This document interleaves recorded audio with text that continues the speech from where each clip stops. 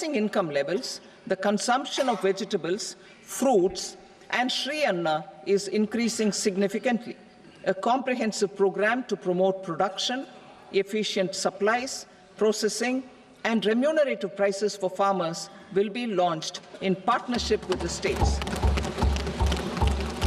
Appropriate institutional mechanisms for implementation and participation of farmer-producer organizations and cooperatives will be set up. Makhana Board in Bihar. For this, there is a special opportunity for the people of Bihar. A Makhana Board will be established in the state to improve production, processing, value addition, and marketing of makhana.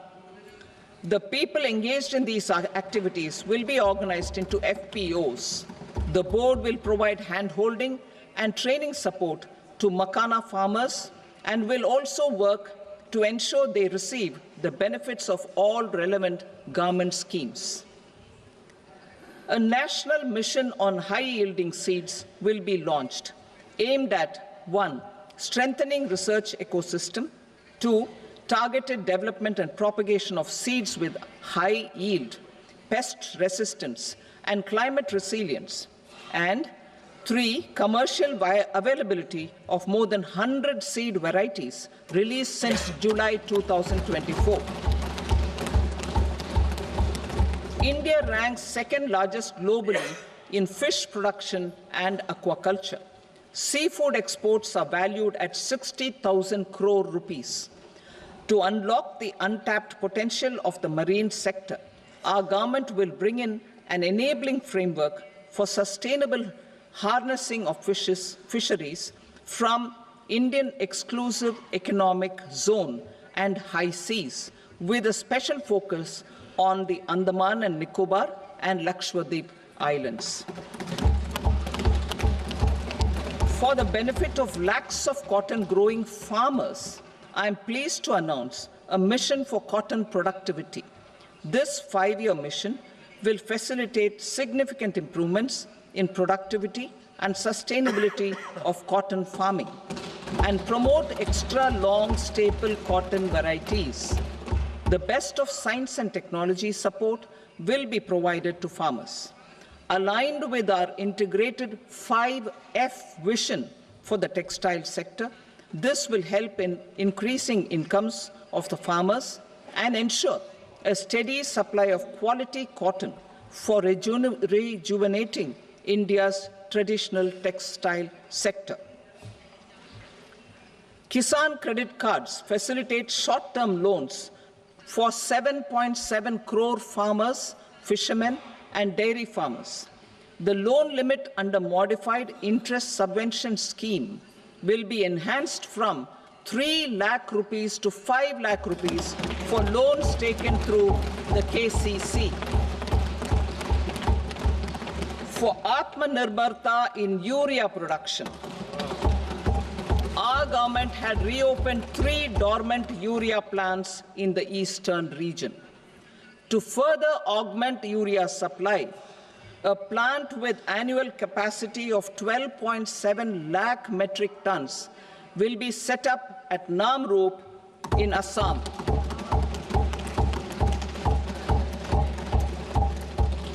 India Post, with 1.5 lakh rural post offices, complemented by the India Post Payment Bank and a vast network of 2.4 lakh Dak Sevaks, will be repositioned to act as a catalyst for the rural economy. Details are at Annexure C. India Post will also be transformed as a large public logistics organization. This will meet the rising needs of Vishwakarmas, new entrepreneurs, women, self-help groups, MSMEs, and the large business organizations. Our government will provide support to NCDC for its lending operations for the cooperative sector. MSMEs as the second engine. Now I move to MSMEs as the second engine, which encompasses manufacturing and services with a focus on MSMEs numbering 5.7 crores. Currently, over 1 crore registered MSMEs, employing 7.5 crore people and generating 36% of our manufacturing, have come together to position India as a global manufacturing hub. With their quality products, these MSMEs are responsible for 45% of our exports. To help them achieve higher efficiencies of scale, technological upgradation, and better access to capital, the investment and turnover limits for classification of all MSMEs will be enhanced to 2.5 and 2 times respectively. This will give them the confidence to grow and generate employment for our youth. The details are given in Annexure D. To improve access to credit, the credit guarantee cover will be enhanced. First, for micro and small enterprises from 5 crore to 10 crore rupees, leading to additional credit of 1.5 lakh crores in the next 5 years. Second, for startups from 10 crore rupees to 20 crore rupees, with the guarantee fee being moderated to 1% for loans in 27 focus sectors which are important for Atmanirbhar Bharat. And for well-run exporter MSMEs, for term loans up to 20 crore rupees. Also for the micro enterprises, we will introduce customized credit cards with a 5 lakh rupee limit for micro enterprises registered on Udyam portal. In the first year, 10 lakh such cards will be issued. Fund of funds for startups. The alternate investment fund, AIFs, for startups have received commitments of more than 91,000 crores rupees. These are supported by the fund of funds set up with the Government of India's contribution of 10,000 crore rupees. Now, a new fund of funds with expanded scope and a fresh contribution of another 10,000 crore rupees will be set up. A new scheme will be launched for 5 lakh women, scheduled castes and scheduled tribes, first-time entrepreneurs. This will provide term loans up to 2 crore rupees during the next 5 years. The scheme will incorporate lessons from the successful Stand Up India scheme. Online capacity building for entrepreneurship and managerial skills will also be organized. Measures for labor-intensive sectors. To promote employment and entrepreneurship opportunities in labor-intensive sectors, our government will undertake specific policy and facilitation measures. To enhance the productivity, quality, and competitiveness of India's footwear and leather sector, a focused product scheme will be implemented. The scheme will support design capacity, component manufacturing, and machinery required for production of non-leather quality footwear, besides the support for leather footwear and products. The scheme is expected to facilitate employment for 22 lakh persons, generate over 4 lakh crore rupees, and exports of over 1.1 lakh crore rupees. Measures for the toys sector. Building on the National Action Plan for Toys, we will implement a scheme to make India a global hub for toys. The scheme will focus on development of clusters, skills, and a manufacturing ecosystem that will create high-quality, unique, innovative, and sustainable toys that will represent the Made in India brand. Support for food processing. In line with our commitment towards Purvodaya, We will establish a National Institute of Food Technology, Entrepreneurship and Management in Bihar. The institute will provide a strong fillip to food processing activities in the entire eastern region. This will result in 1. Enhanced income for the farmers through value addition to their produce, and 2. Skilling entrepreneurship and employment opportunities for the youth. Manufacturing mission, furthering Make in India.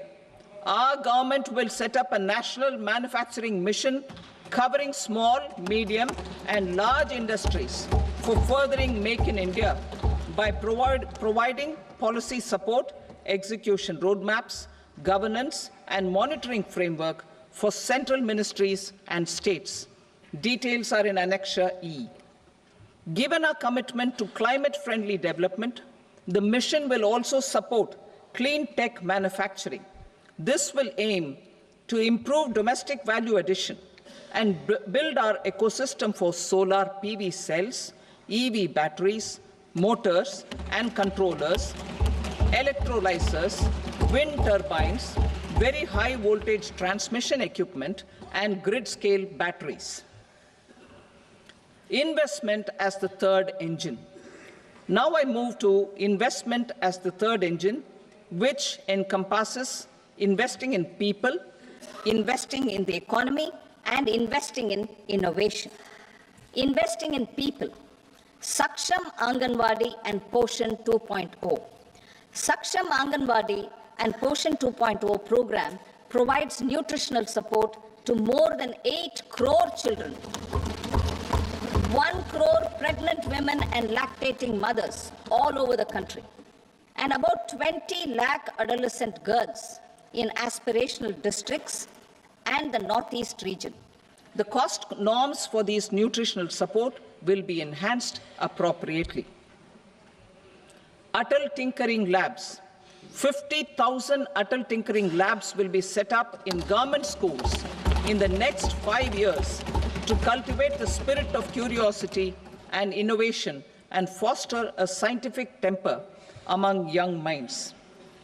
Broadband connectivity to government secondary schools and PHCs. Broadband connectivity will be provided to all government secondary schools and primary health centers in rural areas under the BharatNet project. Bharatiya Bhasha Pustak Scheme. We propose to implement a Bharatiya Bhasha Pustak scheme to provide digital form Indian language books for schools and for higher education. This aims to help students understand their subjects better and in their language. National Centers of Excellence for Skilling. Building on the initiative announced in the July 24 budget, 5 national centers of excellence for skilling will be set up with global expertise and partnerships to equip our youth with the skills required for Make for India, Make for the World manufacturing. The partnership will cover curriculum design, training of trainers, and a skills certification framework and periodic reviews. Expansion of capacity in IITs. Total number of students in 23 IITs has increased 100% from 65,000 to 1.35 lakh in the past 10 years.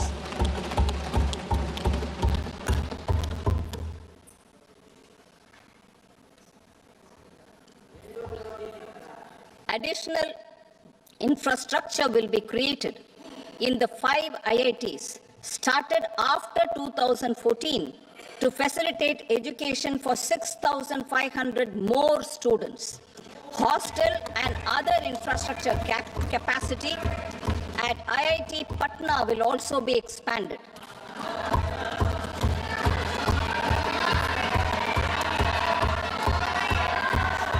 Center of Excellence.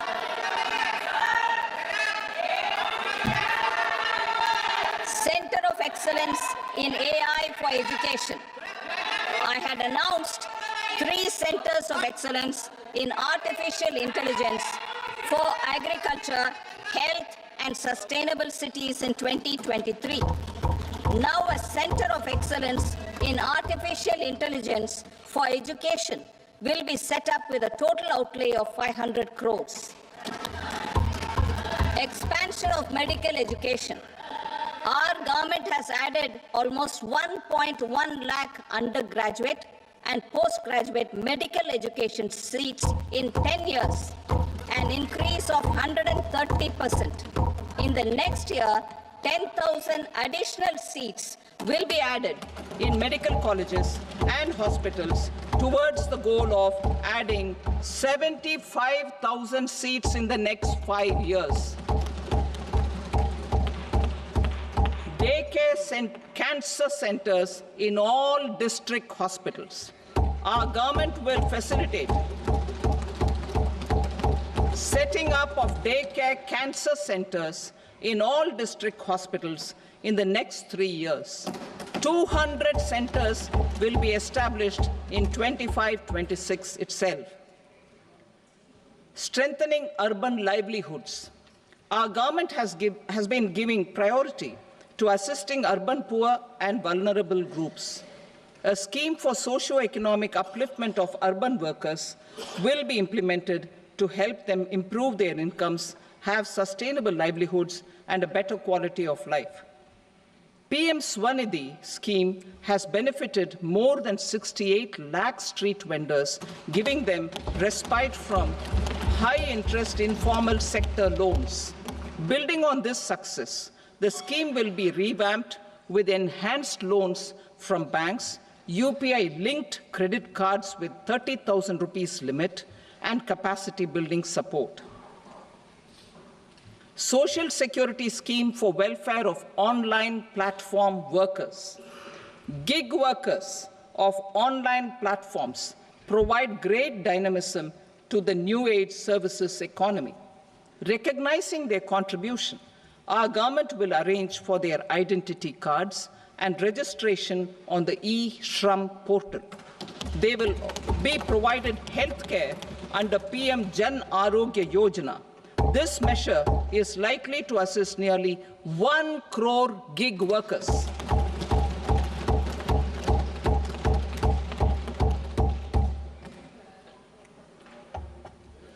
Investing in the economy.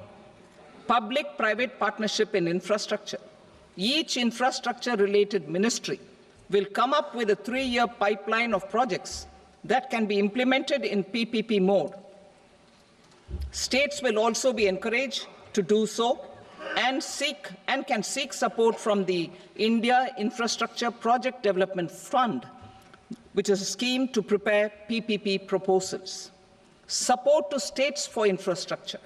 An outlay of 1.5 lakh crore is proposed for the 50-year interest-free loans to states for capital expenditure and incentives for reforms. Building on the success of the first asset monetization plan announced in 2021, the second plan for 2025 to 30 will be launched to plow back capital of 10 lakh crore in new projects. Regulatory and fiscal measures will be fine-tuned to support the plan. Jal Jeevan Mission.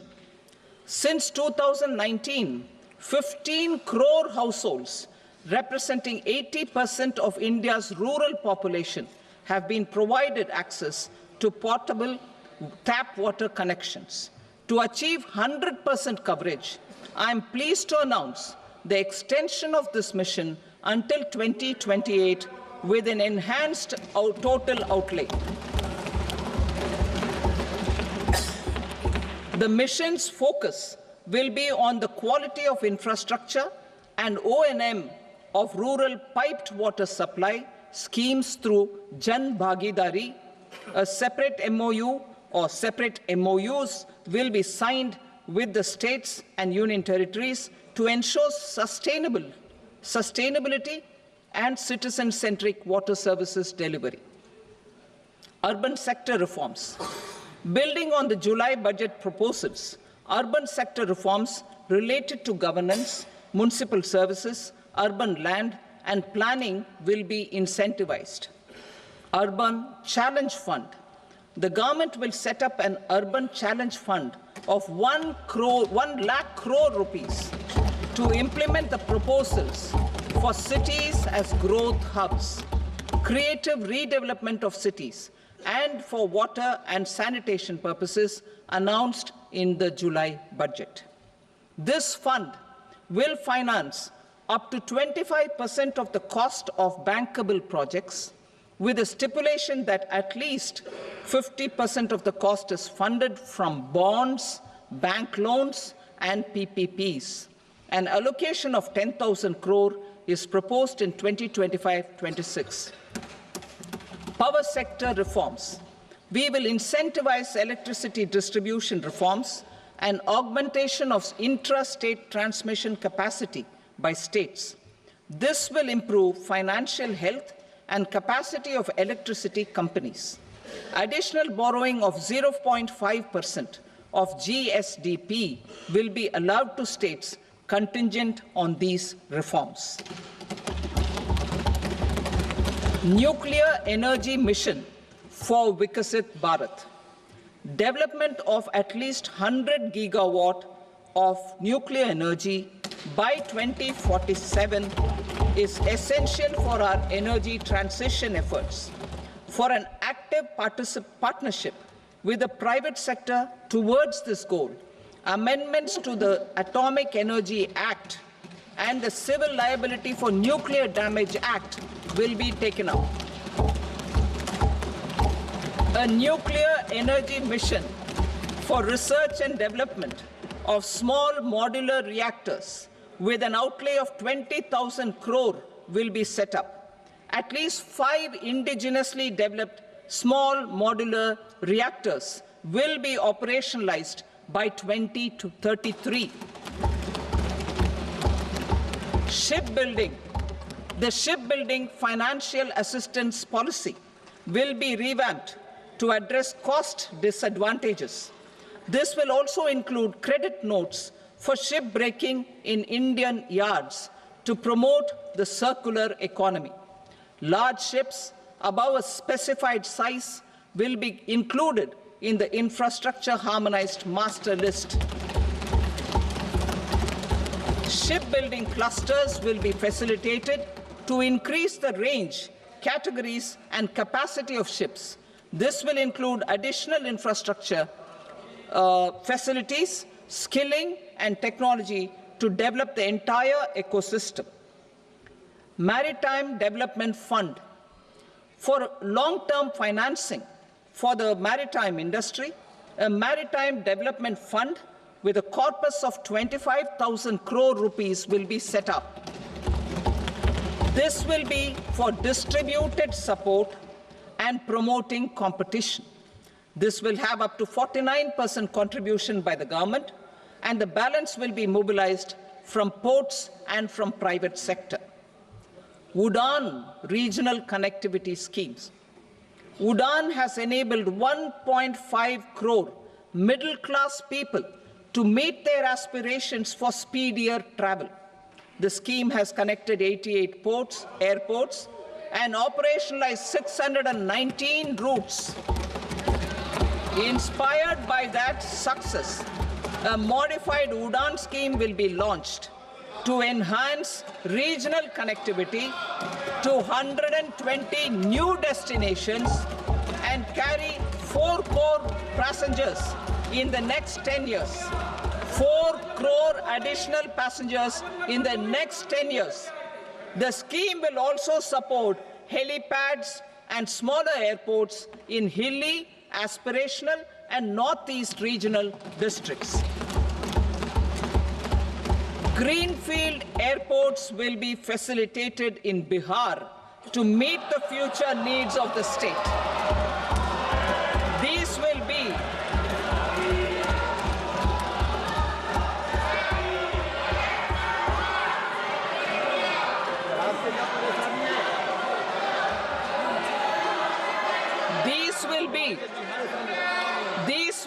in addition to the expansion of the capacity of Patna Airport and a brownfield airport in Beta. Western Kosi Canal project in Mithilanchal. Financial support will be provided for the Western Kosi Canal ERM project, benefiting a large number of farmers, cultivating over 50,000 hectares of land in the Mithilanchal region of Bihar. Mining sector reforms. Mining sector reforms, including those for minor minerals, will be encouraged through sharing of best practices and institutions of a state mining index. A policy for recovery of critical minerals from tailings will be brought out. Under the special window for affordable and mid-income housing, SWAMI, 50,000 dwelling units in stressed housing projects have been completed and keys handed over to home buyers. Another 40,000 units will be completed in 2025, further helping middle-class families who are paying EMIs on loans taken for apartments while also paying rent for their current dwellings. Building on this success, SWAMI Fund 2 will be established as a blended finance facility with contribution from the government, banks, and private investors. This fund of 15,000 crore rupees will aim for expeditious completion of another 1 lakh units. PM Gati Shakti data for private sector.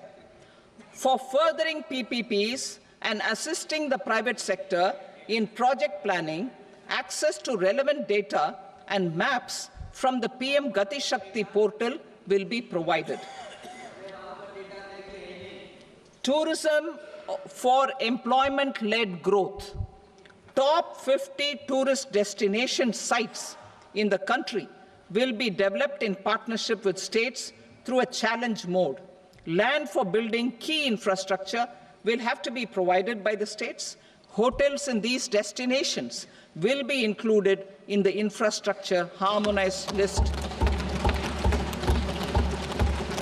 The following measures will be taken for facilitating employment-led growth. Organizing intensive skill development programs for our youth, including in institutes of hospitality management. Providing mudra loans for homestays. Improving ease of travel and connectivity to tourist destinations. Providing performance-linked incentives to states for effective destination management, including tourist amenities, cleanliness, and marketing efforts. And introducing streamlined e-visa facilities along with visa fee waivers for certain tourist groups. Continuing with the emphasis on places of spiritual and religious significance, in the July budget, there will be a special focus on destinations related to the life and times of Lord Buddha. Medical tourism and heal in India. Medical tourism and heal in India will be promoted in partnership with the private sector, along with capacity building and easier visa norms. Investing in innovation. To implement private sector-driven research, development, and innovation initiatives announced in the July budget, I am now allocating 20,000 crore rupees for this purpose. A deep tech fund of funds will also be explored to catalyze the next generation startups as a part of this initiative. In the next 5 years, under the PM Research Fellowship Scheme, we will provide 10,000 fellowships for technological research in IITs and IISc with enhanced financial support. The second gene bank with 10 lakh germplasm lines will be set up for future food and nutritional security. This will provide conservation support to both public and private sectors for genetic resources. We will start a national geospatial mission to develop foundational geospatial infrastructure and data. Using PM Gati Shakti, this mission will facilitate modernization of land records, urban planning, and design of infrastructure projects. A Gyan Bharatam mission for survey, documentation, and conservation of our manuscript heritage with academic institutions, museums, libraries, and private collectors will be undertaken to cover more than 1 crore manuscripts. We will set up a national digital repository of Indian knowledge systems for knowledge sharing. Now I move to exports as the fourth engine. We will set up an export promotion mission with sectoral and ministerial targets driven jointly by the Ministries of Commerce, MSME, and Finance. It will facilitate easy access to export credit, cross-border factoring support, support to MSMEs to tackle non-tariff measures in overseas markets. A digital public infrastructure, Bharat Trade Net, for international trade will be set up as a unified platform for trade documentation and financing solutions. This will complement the Unified Logistics Interface platform. The BTN will be aligned with international practices. Support will be provided to develop domestic manufacturing capacities for our economy's integration with global supply chains. Sectors will be identified based on objective criteria. Facilitation groups with participation of senior officers and industry representatives will be formed for select products and supply chains. Through this, there are huge opportunities related to Industry 4.0, which needs high skills and talent. Our youth have both. Our government will support the domestic electronic equipment industry to leverage this opportunity for the benefit of our youth. A national framework will be formulated as guidance to states for promoting global capability centers in emerging Tier 2 cities. This will suggest measures for enhancing availability of talent and infrastructure, building bylaw reforms, and mechanisms for collaboration with industry. Our government will facilitate upgradation of infrastructure and warehousing for air cargo, including high-value perishable horticultural produce. Cargo screening and customs protocol will be streamlined and made user-friendly. Reforms as the fuel. Over the past 10 years, our government has implemented several reforms for convenience of taxpayers, such as faceless assessment, 2, taxpayer charter, 3, faster returns, 4, almost 99% returns being on self-assessment, and 5, Vivad Se Vishwas scheme.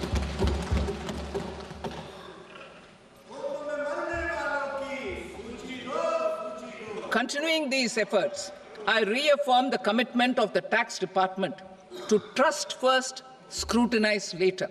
I also propose to introduce the new income tax bill next week. I will detail the indirect tax reforms and changes in direct taxes in Part B. Financial sector reforms. The FDI limit for the insurance sector will be raised from 74 to 100%. This enhanced limit will be available for those companies which invest the entire premium in India. The current guardrails and conditionalities associated with foreign investment will be reviewed and simplified. The services of India Post Payment Bank will be deepened and expanded in rural areas. NABFID will set up a partial credit enhancement facility for corporate bonds for infrastructure. Public sector banks will develop Grameen Credit Score framework to serve the credit needs of SHG members and people in rural areas. A forum for regulatory coordination and development of pension products will be set up. To implement the earlier announcement on simplifying the KYC processes, the revamped Central KYC Registry will be rolled out in 2025. We will also implement a streamlined system for periodic updating. Requirements and procedures for speedy approval of company mergers will be rationalized. The scope for fast-track mergers will also be widened and the process made simpler. As proposed in the interim budget, we signed bilateral investment treaties with 2 countries in 2024 to encourage sustained foreign investment, and in the spirit of First Develop India, the current model BIT will be revamped and made more investor-friendly. In the last 10 years, in several aspects, including financial and non-financial, our government has demonstrated a steadfast commitment to ease of doing business. We are determined to ensure that our regulations must keep up with technological innovations and global policy developments. A light-touch regulatory framework based on principles and trust will unleash productivity and employment. Through this framework, we will update regulations that were made under old laws.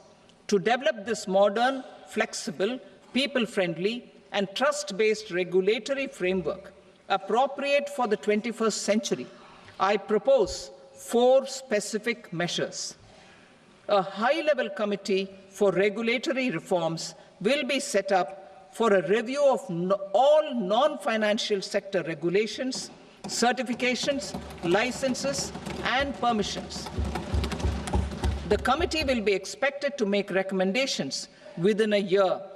The objective is to strengthen trust-based economic governance and take transformational measures to enhance ease of doing business, especially in matters of inspection and compliances. States will be encouraged to join in this endeavour. An investment friendliness index of states will be launched in 2025 to further the spirit of competitive, cooperative federalism. Under the Financial Stability and Development Council, a mechanism will be set up to evaluate impact of the current financial regulations and subsidiary instructions. It will also formulate a framework to enhance their responsiveness and development of the financial sector. In the Jan Vishwas Act 2023, more than 180 legal provisions were decriminalized. Our government will now bring up the Jan Vishwas Bill 2.0 to decriminalize more than 100 provisions in various laws. I now move to fiscal policy. In the July budget, I had committed to staying the course for fiscal consolidation. Our endeavour will be to keep the fiscal deficit each year such that central government debt remains on a declining path as a percentage of the GDP. The roadmap for the next 6 years has been detailed in the FRBM statement. Revised estimates for 2024-25. The revised estimate of the total receipts other than borrowings is 31.47 lakh crore rupees, of which the net tax receipts are 25.57 lakh crore rupees. The revised estimate of the total expenditure is 47.16 lakh crore rupees, of which the capital expenditure is about 10.18 lakh crore rupees. The revised estimate of the fiscal deficit is 4.8% of the GDP. Budget estimates for 25-26. Coming to 25-26, the total receipts other than borrowings and total expenditure are estimated at 34.96 lakh crore rupees and 50.65 lakh crore rupees respectively. The net tax receipts are estimated at 28.37 lakh crore rupees. The fiscal deficit is estimated to be 4.4% of GDP. To finance the fiscal deficit, the net market borrowings from dated securities are estimated at 11.54 lakh crore. The balance financing is expected to come from small savings and other sources. The gross market borrowings are estimated at 14.82 lakh crore rupees. I will now move to Part B. Indirect taxes. My proposals relating to customs aim to rationalize tariff structure and address duty inversion. These will also support domestic manufacturing and value addition, promote exports, facilitate trade, and provide relief to common people. Rationalization of customs tariff structure for industrial goods. As a part of comprehensive review of customs rate structure announced in July 2024 budget, I propose to 1. Remove 7 tariff rates. This is over and above the 7 tariff rates removed in 23-24 budget. After this, there will be only 8 remaining tariff rates, including 0 rate. 2. Apply appropriate cess to broadly maintain effective duty incidence, except on a few items where such incidence will reduce marginally. 3. Levy not more than 1 cess or surcharge.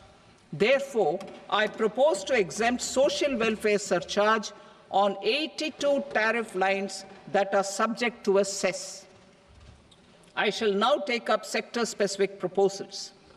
To provide relief to patients, particularly those suffering from cancer, rare diseases, and other severe chronic diseases, I propose to add 36 life-saving drugs and medicines to the list of medicines fully exempted from basic custom duty.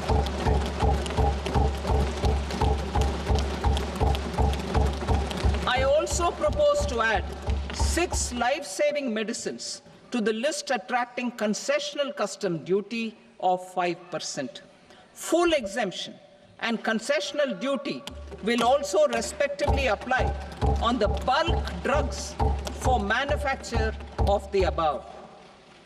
Specified drugs and medicines under patient assistance programs run by the pharmaceutical companies are fully exempt from BCD, provided the medicines are supplied free of cost to the patients. I propose to add 37 more medicines along with 13 new patient assistance programs. Support to domestic manufacturing and value addition. Critical minerals. In the July 2024 budget, I had fully exempted BCD on 25 critical minerals that are not domestically available. I had also reduced BCD of 2 other such minerals to provide a major fillip to their processing, especially by MSMEs.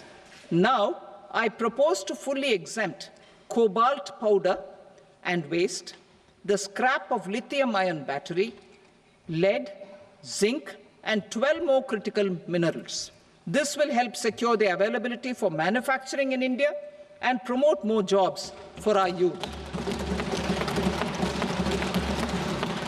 To promote domestic production of technical textile products such as agro-textiles, medical textiles, and geotextiles at competitive prices, I propose to add 2 more types of shuttle-less looms to the list of fully exempted textile machinery. I also propose to revise the BCD rate on knitted fabrics covered by 9 tariff lines from 10 or 20 to 20% or 115 rupees per kg whichever is higher. Electronic goods. In line with our Make in India policy and to rectify inverted duty structure, I propose to increase the BCD on interactive flat panel display from 10% to 20% and reduce the BCD to 5% on open cell and other components. In 23-24 budget, for the manufacture of open cells of LCD, LED TVs, I had reduced the BCD on parts of open cells from 5% to 2.5%. To further boost the manufacture of such open cells, the BCD on these parts will now stand exempted. Lithium-ion battery. To the list of exempted capital goods, I propose to add 35 additional capital goods for EV battery manufacturing and 28 additional capital goods for mobile phone battery manufacturing. This will boost domestic manufacture of lithium-ion batteries, both for mobile phones and for electric vehicles. Shipping sector. Considering that shipbuilding has a long gestation period, I propose to continue the exemption of BCD on raw materials, components, consumables, or parts for the manufacture of ships for another 10 years.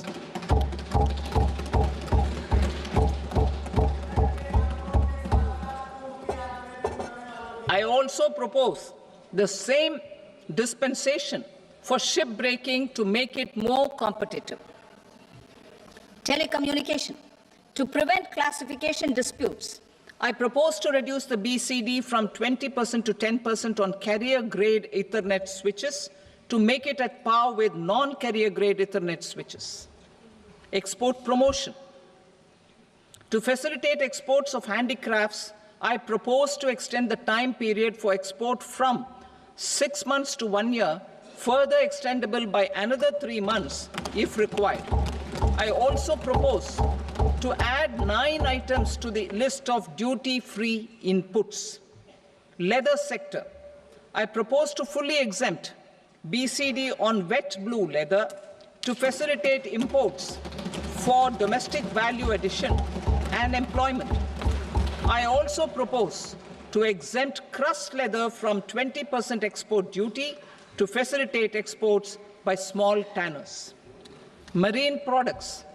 To enhance India's competitiveness in the global seafood market,